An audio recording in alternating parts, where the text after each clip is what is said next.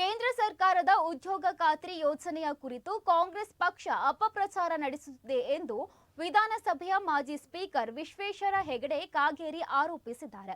ಮಂಗಳೂರಿನ ಬಿಜೆಪಿ ಕಚೇರಿಯಲ್ಲಿ ಕರೆದ ಸುದ್ದಿಗೋಷ್ಠಿಯಲ್ಲಿ ಮಾತನಾಡಿದ ಅವರು 2006ರಿಂದ ಗ್ರಾಮೀಣ ಭಾಗಗಳಲ್ಲಿ ಅಭಿವೃದ್ಧಿಯ ಆದ್ಯತೆಗಳು ಬದಲಾಗಿವೆ.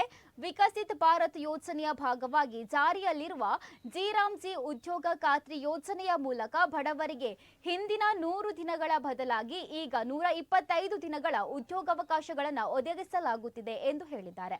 ಉದ್ಯೋಗ ಖಾತ್ರಿ ಯೋಜನೆಯ ಅನುಷ್ಠಾನವನ್ನ ಗ್ರಾಮ ಪಂಚಾಯತ್ಗಳ ಮೂಲಕ ನಡೆಸಲಾಗುತ್ತಿದ್ದು, ಜಲ ಸಂರಕ್ಷಣೆ, ಗ್ರಾಮದ ಮೂಲ ಅವಶ್ಯಕತೆಗಳನ್ನ ಪೂರೈಕೆ ಸೇರಿದಂತೆ 4 ವಿಭಾಗಗಳಲ್ಲಿ ಯೋಜನೆಯನ್ನ ವಿಂಗಡಿಸಲಾಗಿದೆ ಎಂದು ಕಾಗೇರಿ ವಿವರಿಸಿದ್ದಾರೆ.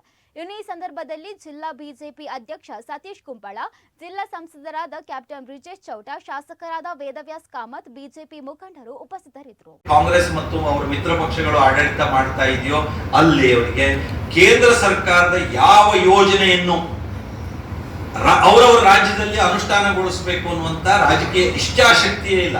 ಅದು ರಾಜಕೀಯ ದುರುದ್ದೇಶ ಇದೆ. ಕೇಂದ್ರ ಸರ್ಕಾರದ ಯೋಜನೆಯ ಫಲ ನಮ್ಮ ರಾಜ್ಯದ ಜನತೆಗೆ ಸಿಗದೇ ಇರುವಂತೆ ಅನೇಕ ವಿಷಯಗಳೆಲ್ಲ ಆಗಿದೆ. ನಮ್ಮ ಆಯುಷ್ಮಾನ್ ಕಾರ್ಡಿನ ವಿಷಯದಿಂದ ಹಿಡಿದು ನಾನು ಹೇಳಲಿಕ್ಕೆ ಶುರು ಮಾಡಿದ್ರೆ ಉದ್ದನೆ ಪಟ್ಟಿ ಕೊಡಬಹುದು. ಯಾವ್ಯಾವುದಕ್ಕೆ ಎಷ್ಟೆಷ್ಟು ವಿಳಂಬ ಮಾಡಿ, ಎಷ್ಟೆಷ್ಟು ಗೊಂದಲ ಮಾಡಿ ಅದು ಆ ಯೋಜನೆಯ ಫಲಾನುಭವಿಗಳಿಗೆ ಸಿಗದೇ ಇರುವಂತೆ ಮಾಡಿದ್ದಾರೆ ಅಂತ. ಈಗ ಉದ್ಯೋಗ ಖಾತ್ರಿ ಒಳಗೂ ಅದನ್ನೇ ಮಾಡೋದಕ್ಕೆ ಕಾಂಗ್ರೆಸ್ದವರು, ರಾಜ್ಯ ಕಾಂಗ್ರೆಸ್ದವರು, ದೇಶದ ಕಾಂಗ್ರೆಸ್ದವರು ಯೋಚನೆ ಮಾಡ್ತಿದ್ದಾರೆ.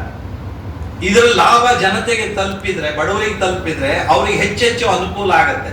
ಹೆಚ್ಚೆಚ್ಚು ಅನುಕೂಲ ಆಗೋದು ಬೇಡ, ಅವ್ರ ಬಡತನ ದೂರ ಆಗೋದು ಬೇಡ. ಕಾಂಗ್ರೆಸ್ದವರಿಗೆ, ಅವ್ರ ಮಿತ್ರ ಪಕ್ಷಗಳಿಗೆ ಅವ್ರು ಯಾವಾಗಲೂ ಹಾಗೆ ಕಷ್ಟದಲ್ಲೇ ಇರಬೇಕು.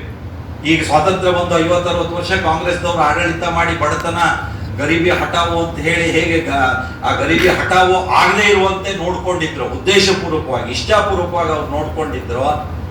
ಅದನ್ನೇ ಮತ್ತೆ ಮುಂದುವರಿಸಬೇಕು ಅನ್ನೋದಿದೆ.